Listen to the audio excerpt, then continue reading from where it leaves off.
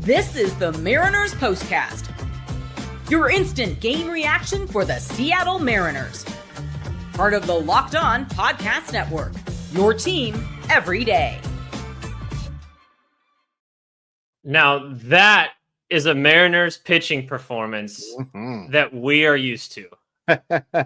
We are live with the Mariners POSTCAST show here on the Locked On Mariners YouTube channel. Thank you so much, everyone, for tuning in. It's Anderson Hurst here with Christopher Crawford. What a win to snap the 4-game losing streak, winning Game 2 against the New York Yankees. Bryan Woo, excellent. Christopher Crawford, instant thoughts after that extra inning win for the Mariners. Oh, boy, did we need that. And by we, I mean the Mariners, I mean Mariner fans, the nation, everyone outside of whatever area code the New York Yankees are playing in. We needed that. To lose that game after you get that starting pitching performance and to potentially lose it the way they could have would have been absolutely devastating. I would have been thrown off this channel for saying way too many swear words. Yeah. It's just something that would have had to have happened. But now I'll just say expletive, yeah, go M's. That is one of the best wins of the year and one of the most, you can tell me how early it is all you want, one of the most impactful wins of the 2025 season. Yeah, I think kind of we set the table yesterday with this series kind of tells you what that Toronto series is if you kind of come back and set things right. Even if you lose the series, but you lose like close games, I think that kind of makes sure that the Toronto sweep was a blip in the radar and not anything bigger than that. Wins like this is what's going to kind of get these guys back on track. You're going to go through ups and downs throughout the season, but wins like this are huge. Yep. What an at-bat from JP. What an at-bat from Ben Williamson right before that. I just think these guys battled and battled and battled, but I'm going to start with the pitching. Yeah. Because every single pitcher for the Mariners who pitched tonight, I think, did their job. And No you question. can maybe say Munoz, there was some iffy things going on. Really bad luck with the check swing hit by pitch on his hands. Then the check swinging bunt to first baseman Dylan Moore. We'll get to that play later. But just overall, the pitching performance. Bryan Woo, I don't know if it's hyperbole to say this might have been the best start by any Mariner at this point in the 2025 season. What say you? I can't think of a better one.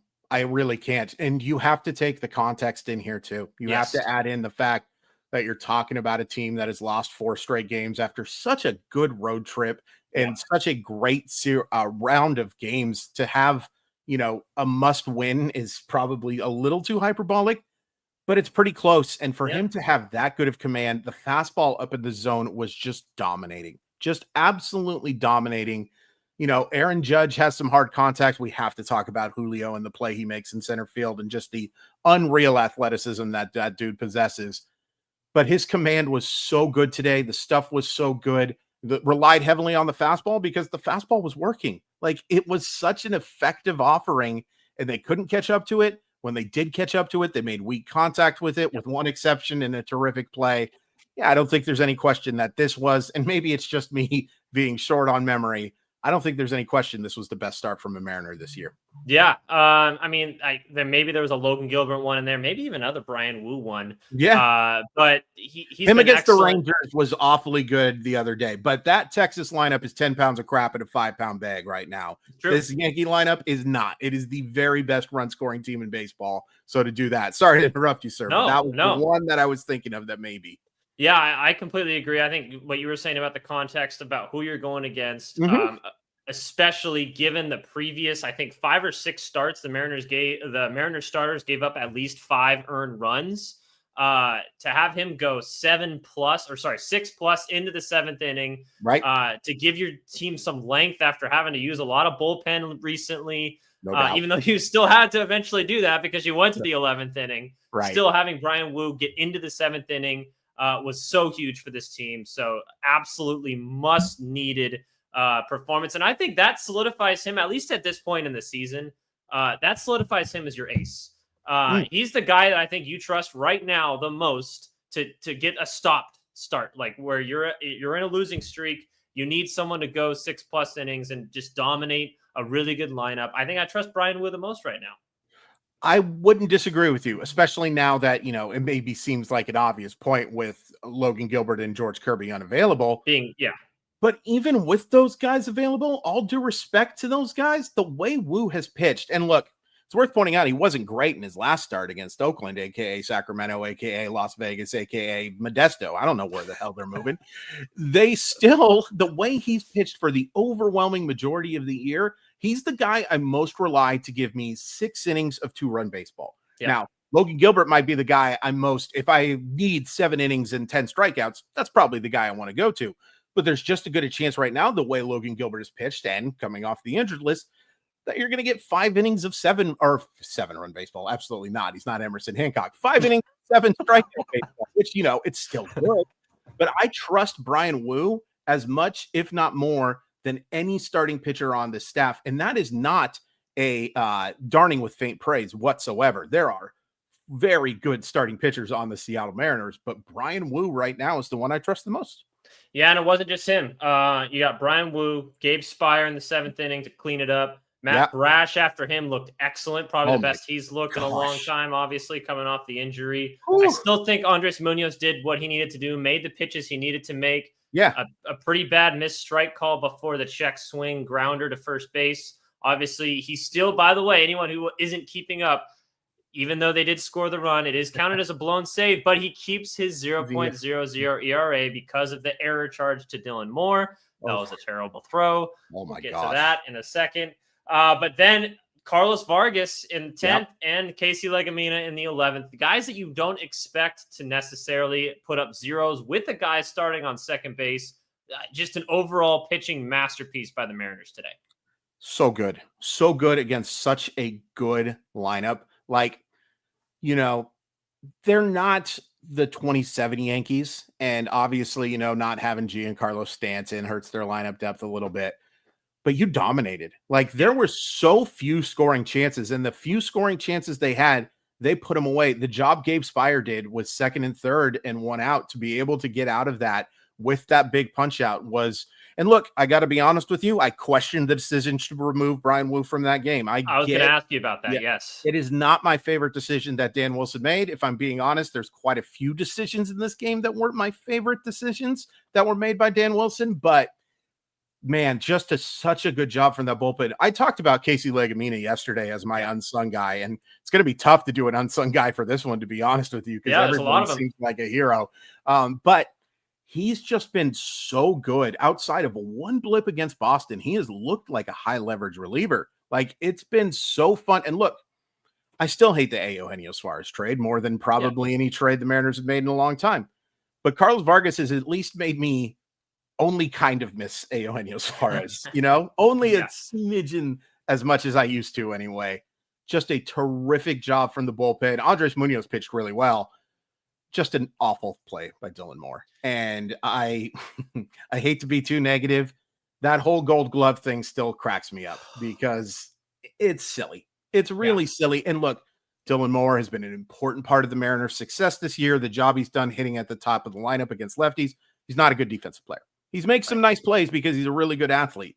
He's not a very good defensive player, and it almost really killed them today. But thankfully, it did not. Yeah, and I think we should kind of decipher the difference between him not being an elite defensive player at any of those positions. Right. That doesn't mean he doesn't bring value to the defensive side of the ball because he can play so many positions. Jack of all trades, master of none. Exactly. He's the exact type of player that's not good enough at any one position, but can play almost all of them adequately. So you don't feel terrible about him going into that spot. It should have been over in the bottom of the 9th. We should have been, going home after that point. Yep. But thankfully, it doesn't come back to bite the Mariners. They get the job done in the 11th inning. Let's start at the first inning. You mentioned this earlier with Julio Rodriguez. Oh my gosh. Just an insane catch on just a blistered ball by Aaron Judge. We talked about a little bit with his defensive struggles yesterday. Not struggles, just like the mistimed run on the Trent Grisham fly ball, maybe gifting him a home run. Yes, everyone's gonna talk about how he's the superstar. He needs to make that play, and he would say the same thing. Yeah, but he made up for it today because that was a crazy catch that could have turned into a disaster first inning for Bryan Woo. No question about it. Like that really, sometimes I think people use set the tone a little too much, but the difference there of a double that really maybe if that ball bounces weird, could have even been a triple with Julio Yeah. making that bounce and Randy Rosarina not running very well. That easily could have been 3 bases for him, but no, because Julio Rodriguez is the best center fielder in baseball. I was He going to is, say that myself. yeah, and he is the best defensive player at the outfield position right now in baseball, and that is very high praise because there's some really good ones out there. But Julio's athleticism is a major reason why they win this game because, we'll talk about it more, but his athleticism of being able to score on that play from Big Dumper, and I know we'll get into it in a second. Yep. There's a handful of players that can do that at most. Handful of players, and hits a ball very hard up the middle to get on base in the first place. That's just special stuff. You cannot teach that stuff. We get frustrated with some of the strikeouts. We get frustrated with the chase rate. We get frustrated with the whiffs, even though they have been way down in May, and that's been awesome to see. But he's still a special player. He is a special baseball player, and I wish more Seattle Mariner fans appreciated him. I understand constructive criticism. I think we go way past constructive criticism sometimes with Julio Rodriguez. And tonight, he almost single-handedly, Bryan Woo's there. There's some other guys who are heroes too. But without those two plays, without that diving catch, and without that play of scoring from first base on a ball that very few players do, they don't win this game.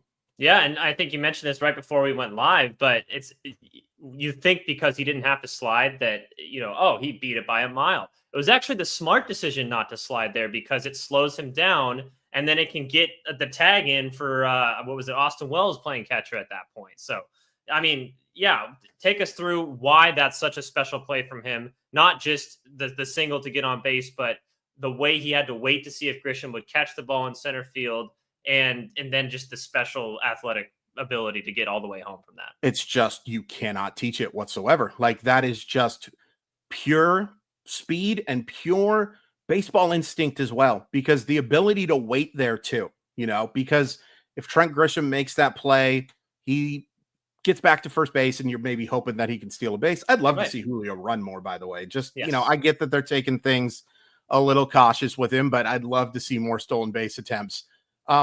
Just the ability to get through and the smartness to keep running through home plate, because a slide there, maybe he doesn't make it, because no matter what anybody tells you, no matter what Tom Amansky video you're watching that is telling you otherwise, it is not faster to slide. You slide to avoid a tag. You run to beat a throw. And he ran through that play, showing off that upper echelon speed. You just can't teach it. It just is not able to be taught, and that's going to be there for a very long time, and we should really be appreciative of it.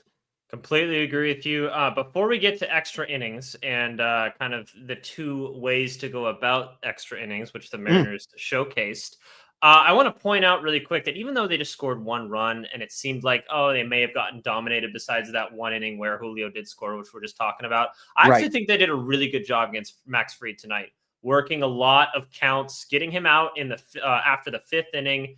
For someone who has just above a 1 ERA, that is an excellent, and for a team that struggles against left-handed pitching, especially this year, I think they did a really good job getting him out of the game and getting to the Yankees bullpen, which could prove as a big thing for tomorrow.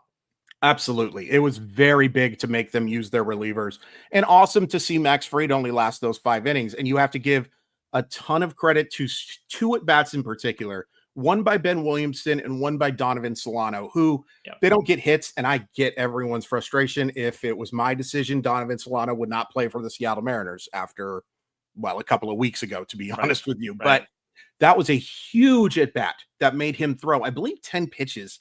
It was massive to get Max Fried out of that game, not just because you got him out of the game, but you make these guys use those relievers before a matinee game tomorrow. A lot of those guys are just not going to be available tomorrow. And they've got a pitcher in Warren who is beatable. He threw 7 and a third innings of good baseball in his last one, but I feel very confident in them getting there. Ben Williamson had a terrific baseball game today. 2 terrific at-bats, that liner.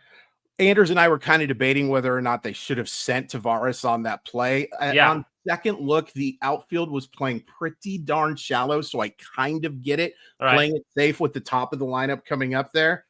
I still think he probably could have beaten that throw, but just a terrific job by him, and what a great redemption for an awful series from JP Crawford. Yeah, absolutely. And I think it's worth noting that there was 0 outs at that point too. So I think you're saving yourself at least one more or two more opportunities to score without getting a hit. So I understand the not sending Tavares at that point a little bit more on retrospect. But let's talk about the extra innings. Let's start with the 10th.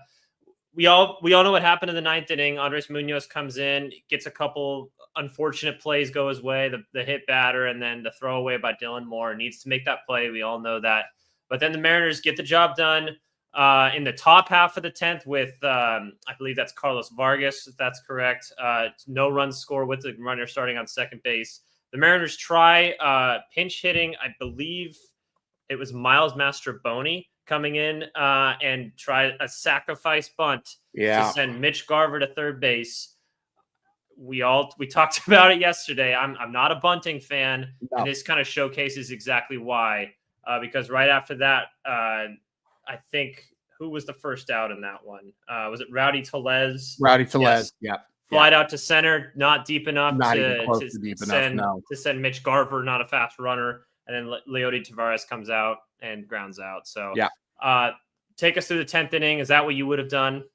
Yeah, I just got to swing the bat. Yeah. It just doesn't. They're not as good as this offense has been for a lot of this season. They are not a good enough offense to give up outs. They're just not. And look, the situational hitting's been pretty decent this year for the most part. But those are just guys that you can't rely on to drive in those runs against really good pitchers too. Like Devin Williams in that case. Yeah, you're hoping. And Devin Williams, boy, you talk about a guy who was due for some success and looked really good in this one as well. When he throws strikes, he's as good as any reliever. Yeah, I didn't love that bunt decision, and I loved the decision not to bunt in the 11th inning. Yeah, and I just want to go a little bit deeper into that because when you say give up outs, I think most people think if you're an offense that struggles to score runs, especially in situational hitting areas, I think the logical thing would be, okay, let's move the runner over.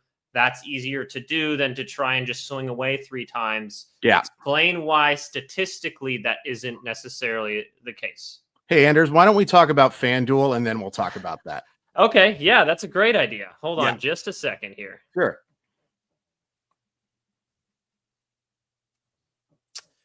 Well, the NBA playoffs are in full swing, and every night delivers highlight-worthy performances, major momentum shifts, and can't-miss moments. Unfortunately, wish I could have missed the Thunder winning Game 5 tonight over the Nuggets. Yikes. Whether it's a game-winning shot or a breakout player, there's never been a better time to get in on the action.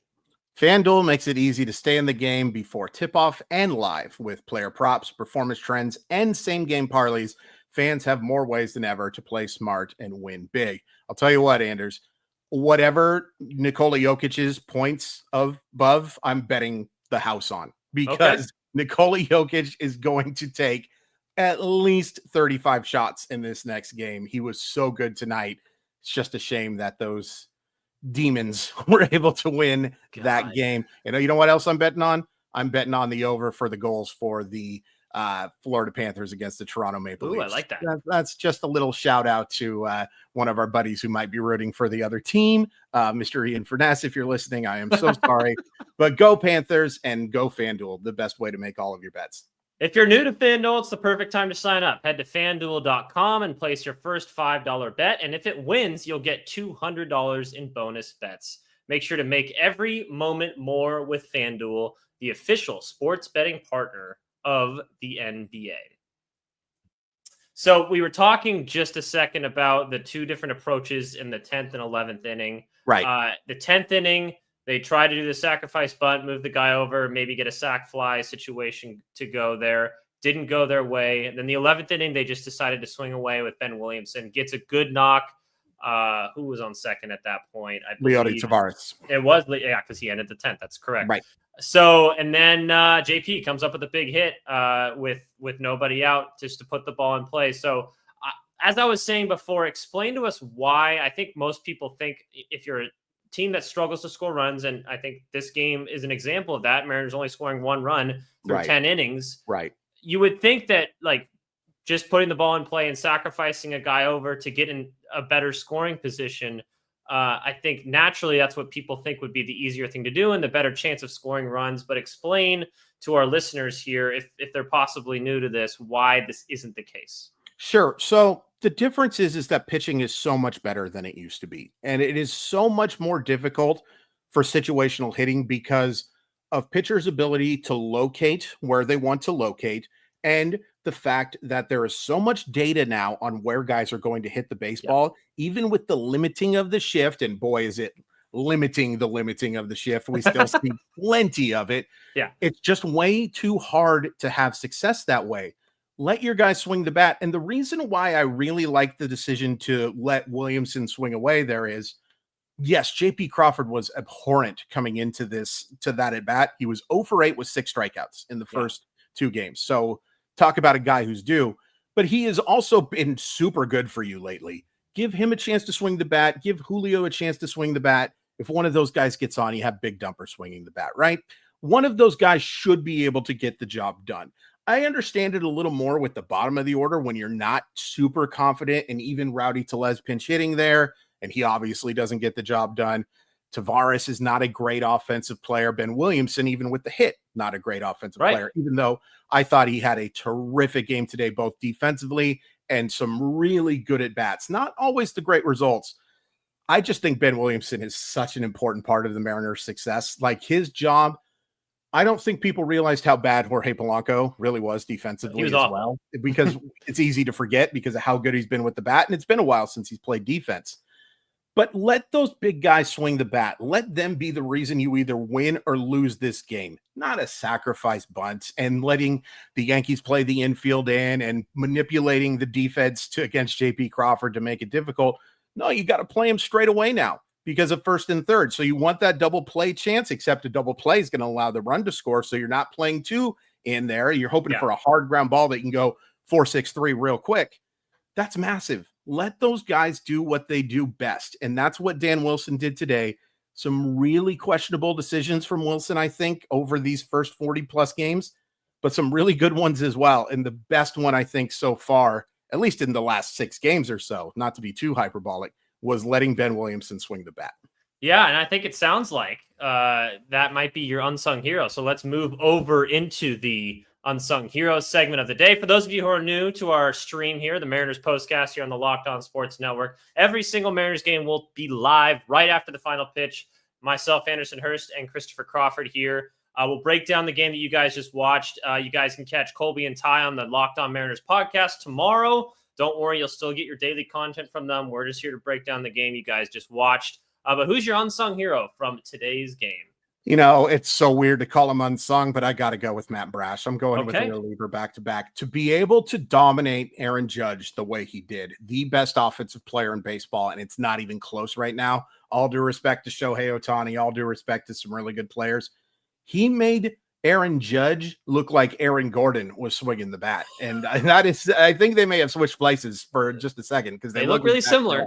Oh, they are a carbon copy of each other. It could have been anybody. It could have been Jeff Gordon swinging the bat there. They had no shot against those sliders. That's the best I've seen Matt Brash pitch in a long time now. Yeah. Part of that is because we didn't get to see him at all last year, right? But just the slider was so good. The fastball command was actually pretty solid today too. Like the hit that Trent Grisham had, that was 97 on the black with movement. Trent Grisham is just on one, as the kids used to say anyway. Yeah. But Aaron Judge is a offensive force, and Matt Brash made him look atrocious in that at bat with those sliders. It's easy to forget because of everything else that happens in that game. Yep. And I questioned the decision to go to Matt Brash there. I kind of thought Andre Munoz might make more sense in that situation. You want your best pitcher facing Aaron Judge in that situation. It's nice to have your closer. What if your closer isn't going to be necessary because of something Aaron Judge does? But Matt Brash said, shut the heck up, Chris Crawford. I have got this. And he just dominated him. Yeah, I'm going to go with another pitching performance, and I'm going to kind of cheat a little bit. But we talk about the 2 approaches offensively in the extra innings. I'm going to go with the 2 pitchers that we used in the extra innings. Carlos Vargas and Casey Legumina, two guys that you don't expect to be higher leverage guys and come through in big moments. Like I said, pitching in extra innings is not easy. Starting with a guy in scoring position means you're starting from the stretch. You're already one hit can score a run, and to get 2 innings and looking good, by the way. I think it was just 1 walk was the only guy got on base. I think it was Carlos Vargas did in the 10th inning. We just got a walk. But other than that, everything else looked excellent from those 2 guys. We can add a little bit more higher leverage depth. If those guys can be good options that you can use in the 6th, 7th, 8th, and like we saw today, extra innings, that'll be huge for the Mariners going forward. So I go with the extra inning. Oh, I think we lost Anders. But that's okay.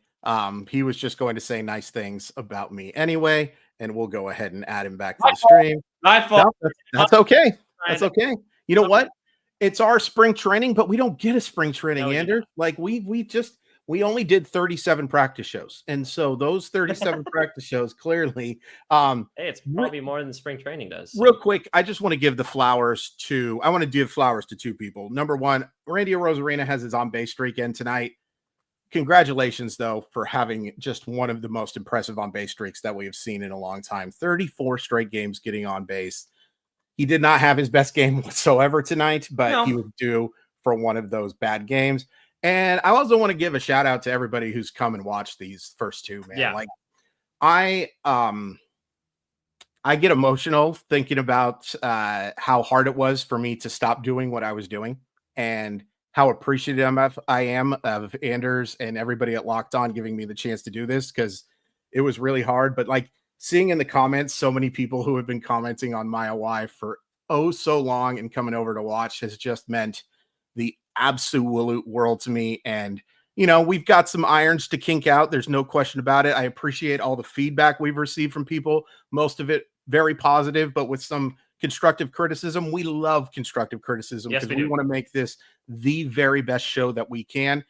We are just super appreciative of everybody who has come out, given this show a chance. And thank you to Ty and Colby as well. More Ty than Colby. It seems like Colby just may not like us all that much. It takes some getting used to. It's all right. You know, he's that grumpy uncle right now, and that's okay. We will. That's fine. He ends up, if I've seen the movies, he ends up like saving us from drowning or something like that. We find out that he has really tough war stories that he'll tell us. But we just really appreciate all of the support. Yeah, I share those sentiments 100%. Sorry I cut out there, but no, he's good about my underrated performance there. But totally agree. Huge thank you to all you who've come tune out. Anyone who is new to this, we're going to be live after every single Mariners game on the Locked On Mariners YouTube channel, so you can come hang out with us for the rest of the season. We'll be here for you guys. Super excited to do this again, and you can still catch Ty and Colby on their Locked On Mariners podcast during the day, and you'll get those releases then. But that'll be it for today. Huge Mariners win. We got Luis Castillo tomorrow. Let's go get the series win. Go win a series, man. Go win a series. Go win a series. We'll talk to you guys then. Thanks again for tuning in.